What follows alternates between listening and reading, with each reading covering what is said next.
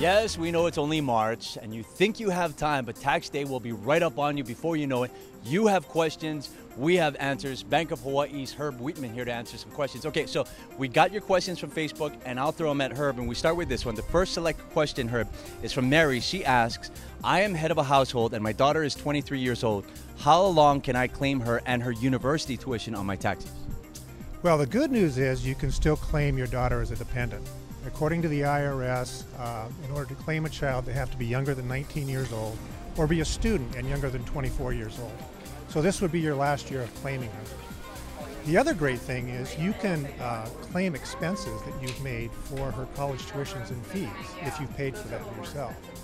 But you have to realize that certain expenses don't qualify, such as room and board, transportation, insurance, medical, and other personal living costs.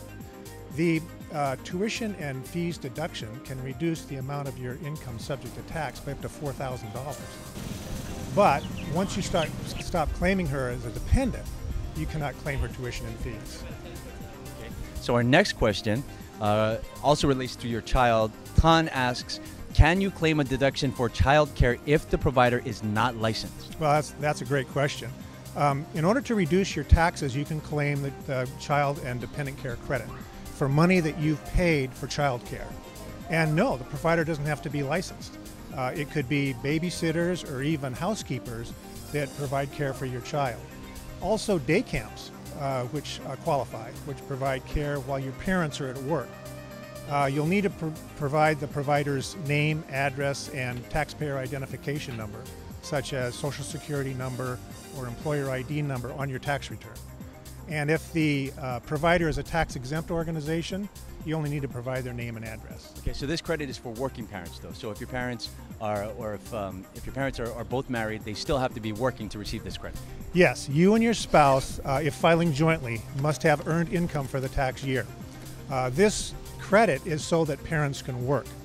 But just keep in mind, the provider cannot be your spouse or a dependent or the child's parent if you happen to be the child's guardian. Child care can mean a number of different things, though, right? Yes. Yeah. So what doesn't qualify? Well, for instance, overnight camps don't qualify, as well as costs relating to before and after school programs for children under 13. Also, tutoring and schooling costs don't qualify. Interesting. Okay, by the way, we're going to be covering this topic all through the month of March, so keep your questions coming. Post them to our Facebook page. For Herb Wheatman, I'm Steve Wihar.